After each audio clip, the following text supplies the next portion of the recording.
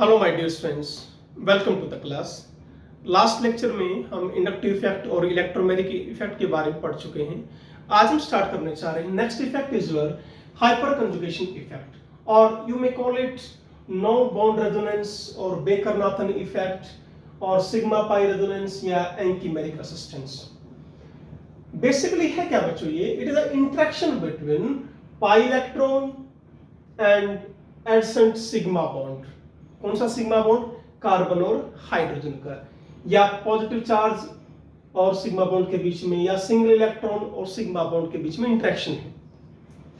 Mainly hyper conjugation use कहां होता है? It will explain the stability of alkene, carbocation and stability of free radical. तीन की stability को हम इससे एक्सप्लेन करेंगे। फोर्थ एप्लीकेशन आती है बच्चों इसकी, plus are effect of alkyl group. Plus are effect है क्या? इससे नेक्स्ट इफेक्ट अपना रेजोनेंसी है, वहां डिटेल में पढ़ेंगे। तो let us study firstly is your types of hyper conjugation effect and it's condition. तो एक बार कंडीशन देखते हैं कि ये आपका इफेक्ट होगा कहां पर, क्या कंडीशंस होंगी, कौन से स्ट्रक्चर में होगा। सबसे पहला जो कंडीशन, पहली कंडीशन जो है बेटे इसकी, वो क्या है कि alpha hydrogen must be present. ये कंडीशन है आपकी। ओके, अल्फा हाइड्रोजन होगा क्या? जो अल्फा कार्बन के साथ जुड़ा हो, और ये अल्फा कार्बन क्या होना चाहिए? sp3 होना चाहिए। ये कंडीशन है। तो सबसे पहले हम एक बार ये पढ़ लेते हैं कि ये अल्फा कार्बन क्या है। ओके, चलिए देखिए। अल्फा कार्बन क्या है बच्चों? जिस कार्बन के साथ कोई भी फंक्शनल ग्रुप जुड़ा हुआ है। फॉर एग्जांपल मैंने सिंपल सा केस ले लिया, Cl। तो now this carbon is alpha and this is beta, and further ये डिवाइड कर रखा हमने, क्लासिफाई है, अल्फा है, बीटा है एंड गामा है। तो ये सारे के सारे फंक्शनल ग्रुप जिससे जुड़े हुए हैं उसको हम क्या नाम दे रहे हैं? Alpha carbon. This carbon is alpha carbon. Okay, now ध्यान देना है आपको एल्डिहाइड और कीटोन में ये पूरा ग्रुप फंक्शनल ग्रुप है। Now this carbon is alpha carbon, इसका ध्यान रखें। यदि हम कीटोन की बात करते हैं बच्चों, तो यहां पर दो अल्फा कार्बन हुए भाई, ये तो फंक्शनल ग्रुप है, ये भी अल्फा कार्बन है और ये भी अल्फा कार्बन हुआ। ठीक है। यदि आप एल्कीन की बात करें तो एल्कीन में या एल्काइन में हम डबल बॉन्ड को या ट्रिपल बॉन्ड को फंक्शनल ग्रुप मानेंगे। अब ये फंक्शनल ग्रुप मान लिया आपने, जुड़ा किससे है? इस कार्बन से।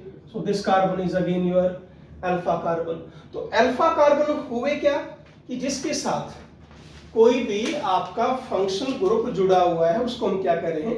अल्फा कार्बन कह रहे हैं। अब जिसके साथ हाइड्रोजन जुड़ा हुआ है, किसके साथ? जिस अल्फा कार्बन के साथ हाइड्रोजन जुड़ गया, that is called what? Alpha hydrogen. तो alpha hydrogen must be present. अब पहले को टाइप के क्वेश्चंस तो आपसे यही पूछे जा सकते हैं कि भाई मान लीजिए आपसे ये कह दिया कि भाई क्या इस एल्कीन में हाइपर कंजुगेशन इफेक्ट होगा? तो आंसर लिखेंगे नो। व्हाई? ये कार्बन तो है अल्फा कार्बन, पर इसके साथ कोई भी हाइड्रोजन नहीं जुड़ा, there is no alpha hydrogen, तो इसमें हाइपर कंजुगेशन इफेक्ट नहीं होगा। तो एल्कीन मेनली हम सबसे पहले एल्कीन की ही बात करेंगे। तो एल्कीन में अल्फा हाइड्रोजन ये होना बहुत जरूरी है इस इफेक्ट के लिए, मस्ट कंडीशन है आपकी। ओके, चलिए देखते हैं टाइप्स हम करेंगे। सबसे पहले what are the types of hyperconjugation. सबसे पहला है सैक्रिफाइड हाइपर कंजुगेशन। होगा कहां ये? Alkene. It will explain the stability of alkene. Let us see, this is your alkene and that is your what? Alpha carbon. ये double bond है, double bond से next carbon, just next carbon जो है that is called alpha carbon. Now what will happen, यहां से आप H post निकालें, ये दोनों इलेक्ट्रॉन इधर आए, ठीक है, और ये दोनों इलेक्ट्रॉन कहां आ गए, इस कार्बन के ऊपर आ गए। ये बच्चों में बार बार आपको बता चुका हूं कि चार्ज पॉजिटिव कैसे आएगा, नेगेटिव कैसे आएगा, सारा आपको यही समझना है बेटे। देखिए इस कार्बन पर कोई फर्क नहीं पड़ा, बॉन्ड मान लो टूट गया है तो बॉन्ड नया बन भी चुका है, क्लियर है। इस कार्बन पर भी कोई फर्क नहीं पड़ा है, क्यों, एक इलेक्ट्रॉन यदि एक्स्ट्रा आया है तो इसका ये इलेक्ट्रॉन चला भी गया, पर इस कार्बन पर चार्ज क्या आ गया, नेगेटिव। क्यों आ गया, आउटर मोस्ट में कितने इलेक्ट्रॉन होते हैं कार्बन पे, 4, एक एक्स्ट्रा आ गया तो चार्ज क्या आ गया, नेगेटिव। तो such type of structure that is called hyperconjugation structure बोलते हैं। Now here there are present total 3 alpha hydrogens, 1 2 3। So यहां पर हमें क्या मिलेंगे, 3 हाइपर कंजुगेशन स्ट्रक्चर। अब पॉइंट क्या है कि स्टेबिलिटी जो है एल्कीन की वो डायरेक्टली प्रोपोर्शनल है किसके, number of hyperconjugation structure. In other words अब हाइपर कंजुगेशन स्ट्रक्चर किसके डिपेंड कर गए, अल्फा हाइड्रोजन्स पर। इसका मतलब क्या हुआ कि stability of alkene directly proportional to number of alpha hydrogen. जितने अल्फा हाइड्रोजन ज्यादा होंगे एल्कीन में, उतनी ही उस एल्कीन की स्टेबिलिटी भी ज्यादा होगी। ये पॉइंट है, और आपके ऑब्जेक्टिव बच्चों क्वेश्चन आते हैं स्टेबिलिटी ऑफ एल्कीन पर। ओके, चलिए यदि एक्सप्लेन करें इसको और या कंपेयर करें, बेटा मान लीजिए आपसे ये पूछ लिया कि ये ब्यूट 1 इन है और ये ब्यूट 2 इन है, which alkene is more stable, आपसे ये पूछ लिया, तो क्या ध्यान देंगे, डबल बॉन्ड से नेक्स्ट कार्बन, ये कार्बन अल्फा है, ये बीटा है, तो how many alpha hydrogens, here there are 2 alpha hydrogens, and now here there are how many, 6 alpha hydrogen. So based upon this fact we can say but 2-ene is what, more stable, and this is where less stable. Okay, chaliye अब based upon this effect या number of hyperconjugation effect we can compare the stability like this, CS3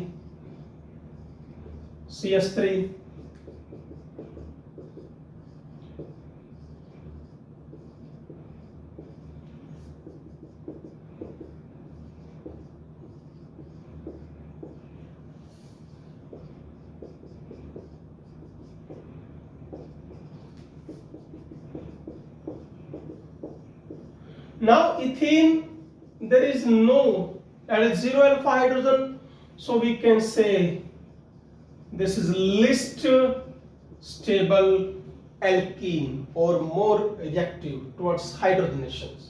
Okay, chaliye now here how many, 12 alpha hydrogens, here 9 alpha hydrogens, here 6 alpha hydrogen, 3 alpha hydrogens and 0. So what is the order of stability? Most stable, then stability क्या होती जाएगी आपकी, decrease होती जाएगी। अब यदि alkene की stability, इन दो एल्कीन में आपके number of alpha hydrogen same है, तो एल्कीन की स्टेबिलिटी को एक और हमारा कंसेप्ट आता है हीट ऑफ हाइड्रोजनेशन, उससे ही बता सकते। थोड़ा सा मैं यहाँ ले लेता हूं टॉपिक को और डिटेल में आगे कराएंगे। हीट ऑफ हाइड्रोजनेशन क्या मतलब होता है बेटा, इसमें आप डबल बॉन्ड पर क्या जोड़ना चाह रहे हो, हाइड्रोजन, तो पाई बॉन्ड तोड़ा आपने, 2 नए सिग्मा बॉन्ड बना दिए, फॉर्मेशन ऑफ जो 1 बॉन्ड वो एक्स्ट्रा है, टूटा 1 बने 2, हैंस डेल्टा एच क्या आती है बच्चों, इसकी नेगेटिव आती है। अब जितनी ज्यादा एनर्जी रिलीज होगी इसका मतलब क्या है, ये रिएक्शन उतने ही फास्ट है। रिएक्शन फास्ट होने का मतलब क्या है, जो एल्कीन लिया है उतना ही ज्यादा रिएक्टिव है। रिएक्टिव होने का मतलब क्या है, उतना ही कम स्टेबल है।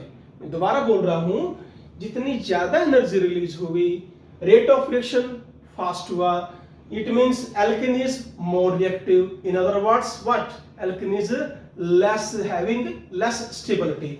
इट मींस व्हाट, कि stability of alkene is inversely proportional to heat of hydrogenation obviously। अब मान लीजिए बच्चों, आपसे ये पूछ लिया, अभी सिस और ट्रांस का आपको पता नहीं है क्या है, ये आइसोमेरिज्म में आएगा। फिलहाल ये दो टाइप की एल्कीन है बच्चों, है तो ये ब्यूट-2-ईन, पर यहां देखिए दो CH3 सेम साइड हैं, ये दो CH3 आपके अपोजिट साइड है, इनको सिस और ट्रांस बोला जाता है।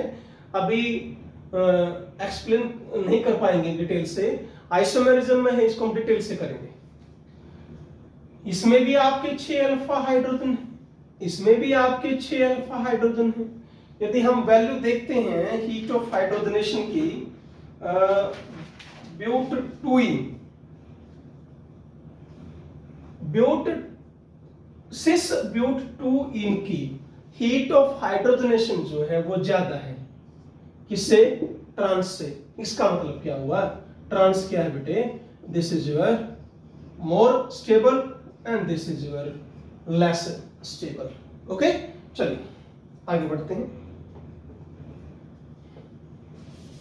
या इसको एक सिंपल तरीके से भी हम डिफाइन कर सकते हैं बच्चों, कि यहां जो बल्कि ग्रुप हैं ये दूर दूर हो गए, यहां बल्कि ग्रुप नजदीक आ गए। बल्कि ग्रुप यदि नजदीक आ जाते हैं तो उनमें रिपल्शन होती है, and repulsion always decrease stability. Okay, चलिए सेकंड टाइप है अपना isovalent hyper conjugation. Isovalent hyper conjugation mainly ये कहां होगा बच्चों, कार्बोकैटायन में एंड फ्री रेडिकल में। कार्बोकैटायन, कार्बो मतलब कार्बन, कैटायन मतलब पॉजिटिव चार्ज। तो जहां पर एक कार्बन पर यदि चार्ज क्या आ जाए, पॉजिटिव आ जाए, उसको हम क्या कहेंगे, कार्बोकैटायन कहेंगे। एंड कहां का होगा ये, एल्काइल फ्री रेडिकल। देखते हैं,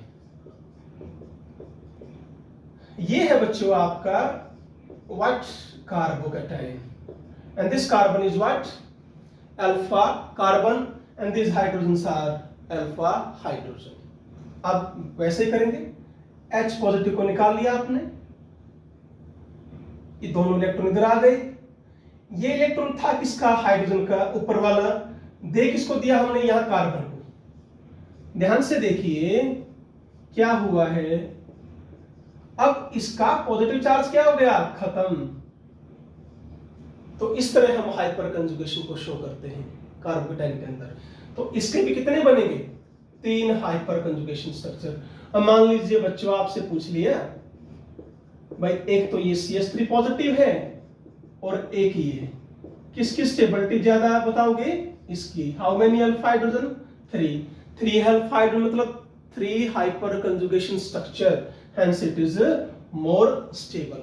ओके, चलिए आगे। नेक्स्ट हम अभी करेंगे इसकी एल्काइल फ्री रेडिकल में। कैसे होगा ये, this is your alkyl free radical. Carbon having how many, odd electron, कमी नहीं है, ध्यान देना इस चीज पर। 4 इलेक्ट्रॉन हैं इसके आउटर मोस्ट में, ठीक है, बट स्ट्रक्चर के अंदर ऑक्टेट अनकंप्लीट है, ठीक है ना, ध्यान रखो। चलिए अब इसको कैसे करेंगे, यहां से इलेक्ट्रॉन निकलेगा, एक इसके पास और एक इसके पास। अब देखो बच्चों, ये इलेक्ट्रॉन इधर, ये इलेक्ट्रॉन इधर, क्या करेंगे, तो 2 इलेक्ट्रॉन आ गए। तो इस तरह भी हम एल्कीन की स्टेबिलिटी को एक्सप्लेन फ्री रेडिकल की स्टेबिलिटी को भी एक्सप्लेन कर सकते हैं। ठीक है, इसके भी कितने बनेंगे? 3 हाइपर कंजुगेशन स्ट्रक्चर। अब क्वेश्चन ये आ गया बच्चों, चाहे एल्कीन है या कार्बोकेटाइन है या फ्री रेडिकल है, जितने ज्यादा अल्फा हाइड्रोजन होंगे उतनी ही स्टेबिलिटी ज्यादा होगी। ये पॉइंट आप समझ लीजिए। कार्बोकेटाइन और फ्री रेडिकल की स्टेबिलिटी तो और आगे भी हम एक्सप्लेन करेंगे जब वो टॉपिक स्टार्ट करेंगे। ठीक है, next and last is your reverse hyper conjugation. Third type का है आपका reverse hyper conjugation. Reverse hyper conjugation देखिए, यदि यहां पर हम सारे के सारे अल्फा हाइड्रोजन किससे रिप्लेस करते हैं? हैलोजन एटम से यदि हम रिप्लेस कर दे तो वो क्या बन जाता है आपका बच्चों? Reverse hyper conjugation. ओके, देखिए इन दोनों इलेक्ट्रॉन को इधर ले आओ, -x नेगेटिव आएगा, because halogen is more electronegative than carbon. तो देखिए क्या होगा, x x यहां पर double bond CH H H, यहां चार्ज क्या हो गया? पॉजिटिव, क्योंकि ये इलेक्ट्रॉन यहां से, दोनों इलेक्ट्रॉन यहां से जा चुके हैं, ये इलेक्ट्रॉन तो इसी के पास रह गया, पर ये जा चुका तो इसके ऊपर चार्ज क्या आ गया? पॉजिटिव। तो इसको हम क्या बोलते हैं? Reverse hyper conjugation structure. Okay, चलिए तो बेटा आज के टॉपिक में इतना ही। हाइपर कंजुगेशन इफेक्ट आज हमने कंप्लीट किया। Next most important topic of organic chemistry is your resonance. इसके लगभग बेटे आपके 3-4 लेक्चर बनेंगे, तो पार्ट 1, 2, 3 इस तरह हम रेजोनेंस को कंप्लीट करेंगे। Thank you very much.